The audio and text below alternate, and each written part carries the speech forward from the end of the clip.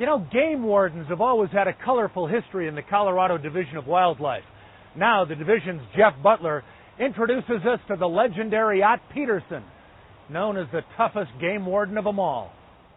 Otto Peterson became a game warden for the Department of Fish and Game in 1920.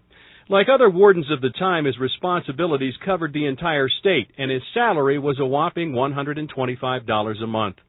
Those who knew him at the time agreed that he was one of the most hardened and feared, yet qualified and revered officers ever to carry a Colorado Game Warden's badge. In his years with the department, he was charged with assault after having knocked a man's tooth out in a fight over a fishing license, was nearly killed in a gunfight while serving a warrant for illegal deer meat, and wrote his own family members' tickets. Steve Hall, who is Peterson's great-nephew and works for the Bureau of Land Management, says Ott Peterson was a tough guy. And there was a great quote from Otto in the newspaper where the gentleman pushed past him, and when Otto tried to stop him, the guy attacked Otto, and Otto was quoted as saying, "So I punched him in the jaw. He was amenable to reason after that."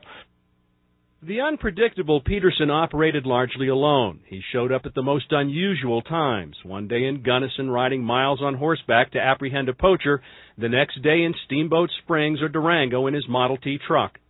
In his 12 years as a game warden, he made arrests in all 63 counties of the state.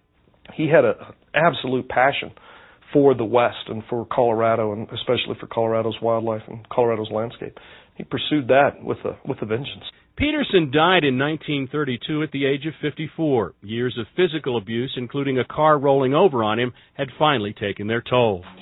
Thanks, Jeff.